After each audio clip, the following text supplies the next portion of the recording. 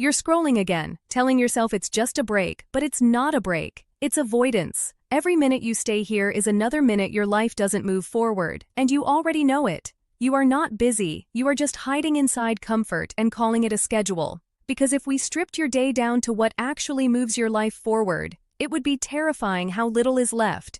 And deep down, you already know that. That's why you avoid thinking about it too long. Because the truth doesn't make you uncomfortable. It makes you responsible. Let's call it what it is. You don't fail because life is hard. You fail because you negotiate with yourself every single day. Tomorrow I'll start. I'm too tired today. I'll do it when I feel ready. You don't need motivation. You need honesty. And right now your honesty is broken, because every time you make an excuse, you are not explaining your situation. You are excusing your identity.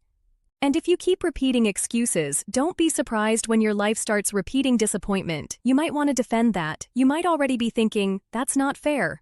Good. That reaction is exactly the problem. Here is what you don't want to hear. Your brain is designed to protect energy, not build your future. Psychologically, humans default to the easiest path that gives relief now, even if it destroys them later. That's not a flaw, that's biology. But here's the difference between you and the version of you you admire.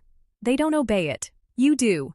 And that gap, that small daily surrender, is where your entire life is being decided. Not in big moments. In small excuses you don't even question anymore. You wake up and tell yourself you'll be productive later. You scroll first, just a little, then coffee, then distractions. Then suddenly it's afternoon and you're starting tomorrow again. This is not a schedule problem. This is avoidance dressed as routine. You are losing your life in the first 90 minutes of your day. Here's the fix. Tomorrow morning, no negotiation. No phone for the first 30 minutes. No dopamine before discipline. Sit down, do the hardest task first, even if it's messy. So the question is, will your morning belong to you, or to your impulses? You say things like, I'm not in the right mood. You wait for motivation like it's weather. Some days it shows up, most days it doesn't. And you use that as permission to quit. But listen carefully. Your feelings are not instructions, they are signals. If you obey every emotional state, you will never build anything stable. Action first, emotion follows, not the other way around. Concrete shift. When you don't feel like doing something, you do it for 10 minutes only. That's it, no negotiation, no identity crisis, just 10 minutes of refusal to obey your mood. So the question is, are you led by your life or your feelings? You say you're taking a break, but your breaks last hours. You don't rest, you escape.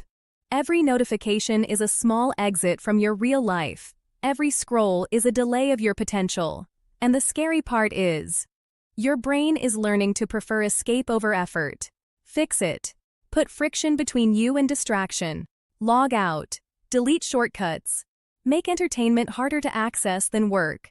Because right now your environment is training your weakness. So the question is, why is your comfort easier to access than your purpose? You keep saying, I'll change next month. I'll get serious next year. I just need a reset. That version of you does not exist yet. It is a fantasy used to comfort the present version of you.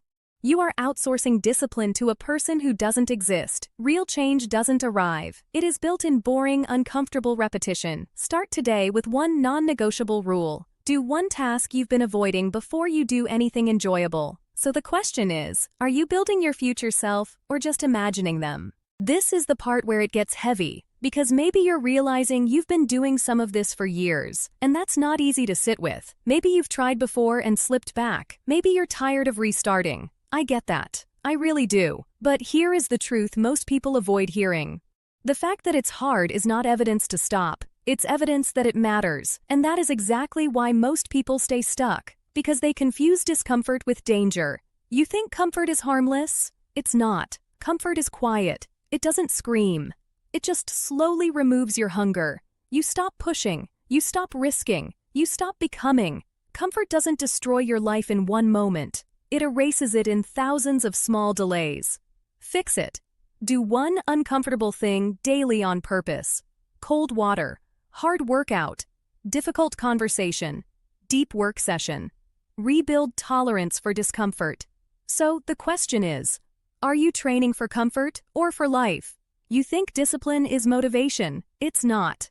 You think it's emotion. It's not. You only understand discipline when you don't have it, but still act anyway. That's the difference. Right now, your discipline is conditional. You only show up when it feels right. That is not discipline. That is convenience with good PR. Fix it. Pick one daily task. Same time. Same rule. No matter what.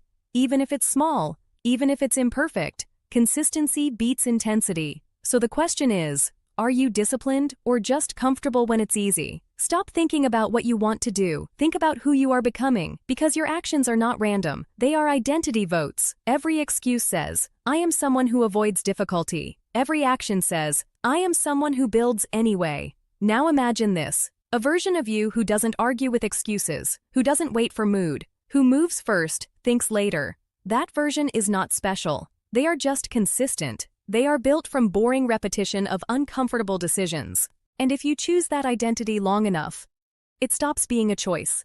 It becomes you. Today, you don't need motivation. You need proof. One action. Right after this video. Something you've been avoiding. Not tomorrow, not later. Now. No announcement, no preparation, no excuse.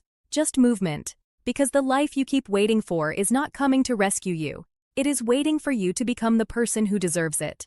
And here is the line you need to remember when your excuses come back tomorrow. Your future is not destroyed by failure. It is destroyed by permission. Next time, we go deeper into the habits that silently rebuild or destroy your identity every single day. But only if you choose to act today.